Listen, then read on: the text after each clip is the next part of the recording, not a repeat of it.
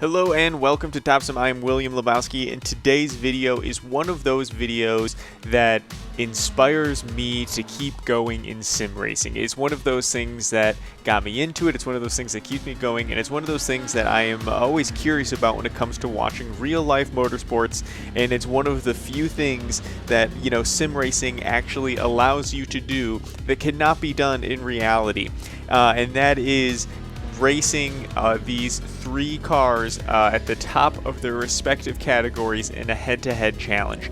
Those three cars are the 2020 IndyCar, the 2020 Formula 1 car, and the 2016 Porsche 919. Without further ado, let's jump right into the racing. If you enjoyed this video, I would appreciate the like rating, and if you want to see more of this type of content, subscribe. There's definitely more coming in the future.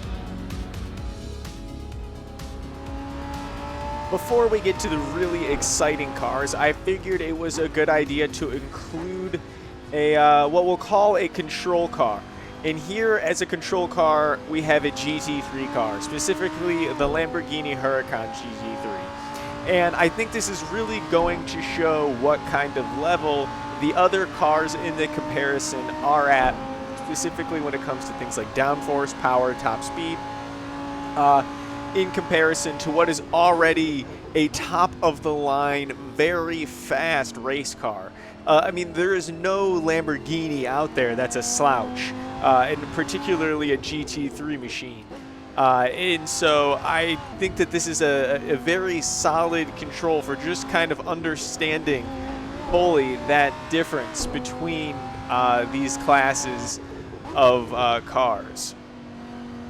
All right, let's see. So this is our first lap of really pushing, and we have one lap after this where we will also push to really kind of average those two times together, or excuse me, or if I've ending up making a mistake, we can bin a lap completely. Let's go coast to coast on these curbs. It is very important to use them all here at this track. Get on the brakes early here. That is a downfall for me. Hold the gas, but not too much where you have to fight the understeer. And it wouldn't be a Lamborghini if there wasn't some action on the rear end on a corner exit. All right, this is another corner that I have trouble with. I probably hit the apex a little bit early. And we are now fighting through this last section of the lap, coming into this long straightaway, which is, again, purposefully picked almost to really show you the difference between these power outputs and top speeds in these cars. So we have now one lap left in our control car before getting to the really exciting stuff. Let's see what we can push, where we can push. We've already completed our fast lap, so to say. I feel pretty confident about I think where I ended up there. So let's see what kind of improvement we can make here. Let's put ourselves into full qualifying mode. I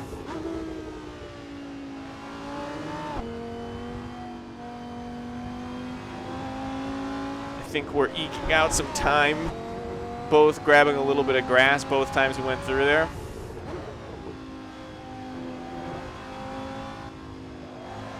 Really trying to eke out as much time in these braking zones. That's what I'm going for here. This is going to be a big one. I can make up a lot of time in there. At least I hope I did. If I could connect all the dots here. Yeah, I think this will probably be a faster lap. I don't have the focus to check any of the timings or any of the MFD readouts. I just got to keep this car on the line. Tricky corner here. Remember to brake early enough. Hold it to the curb, don't lose it here in the weight transfer, and floor it. Yeah, this is the second faster so far. Let's not hit the apex too early. Magnifico. Oh, and that is exactly why we did double laps. That was going to be a second faster. Oh, imagine what could have been here. Oh, imagine. So try as I might, I was not able to hold that speed that we were carrying, so maybe it's out of my skill level, but that is why we did the 2-lap system. So we'll go ahead and take that first lap as our time for the Huracan. The first car getting put through the ringer is the Indy car.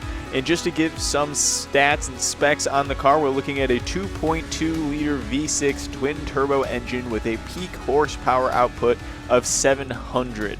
And it weighs in at a mere 1,800 pounds. So that's for those of you who are interested in those statistics, that is both the model that is reflected in both the model of car that we are driving from Race Sim Studios, as well as pretty realistic to the cars as far as I'm concerned. But those are the specifications of the specific car that we are driving. So I apologize if they are off from what maybe official Indy cars would be running, but this is the car we are in. And the first thing you notice right away, of course, is the huge amount of acceleration and, of course, downforce differing from the GT3 car. You just can throw this car into corners, holding the lines at the right speed, and your aerodynamic drag will just glue you down to the track. That being said, you have to put yourself in these correct positions in order for those moves to pay off for you without losing time.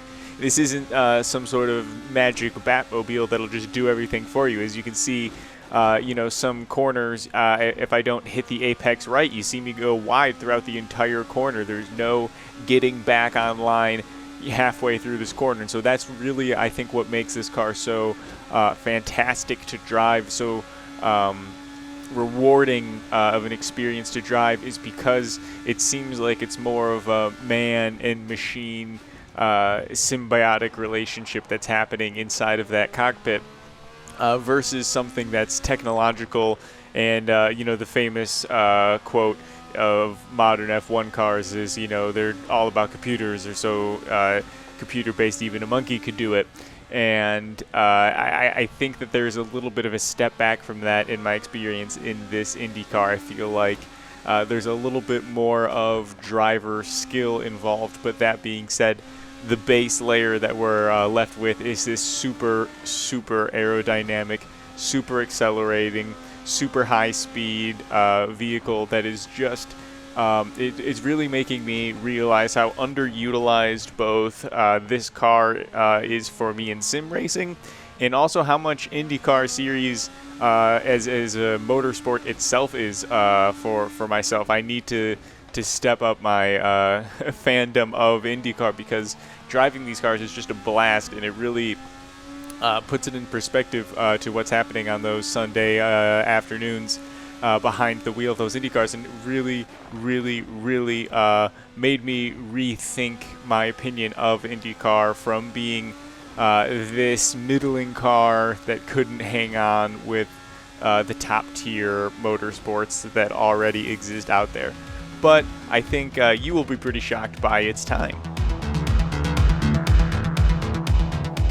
Next up, we have our 2020 Formula 1 car, also made by Race Sim Studios. And to go over the stats again, just for another side-by-side comparison, we're looking at a 1.6-liter hybrid V6 engine that looks like it has a peak power output of 985 horsepower, and it weighs in at a lighter 1,600 pounds. So we're looking at both a higher potential peak horsepower output and a lighter weight.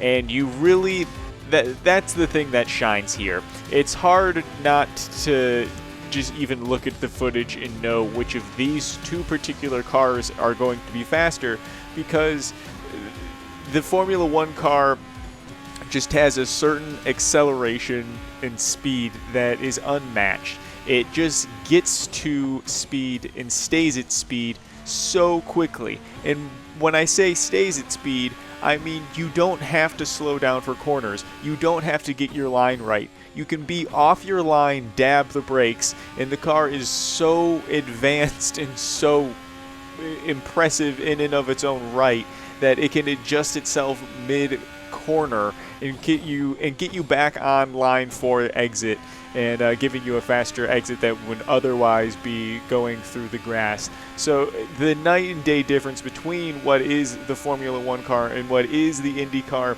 is kind of blown out of the water. There's not going to be a whole lot of suspense kept in this regard, because it's pretty clear which one is faster, and just by looking at the footage. And there's just this, it almost doesn't feel real. It almost is a bit of a surreal feeling being behind the wheel of the Formula One car right after being behind the wheel of the Indy car, because there's just it feels glued to the track, and it feels like the acceleration and speed, it just can't be real. And so there's just something about it that seems so fantastical that there's just no way it truly can be as amazing as it is. But that is the wonderful thing about the Formula One car, the Formula One racing, is because it really is the tippity top of motorsports. And like I said earlier, this has made me want to become a huge fan of IndyCar, and made me want to watch IndyCar more. But it also has given me a huge amount more respect than I've already had for the Formula One car, because I wasn't quite aware of what the difference was going to be just sitting behind the fake versions. And boy, you can really, it kicks you in the boot, so to say. Our final contestant is the 2016 Porsche 919, which is, of course, the record holder at Spa, famously faster than the Formula One car.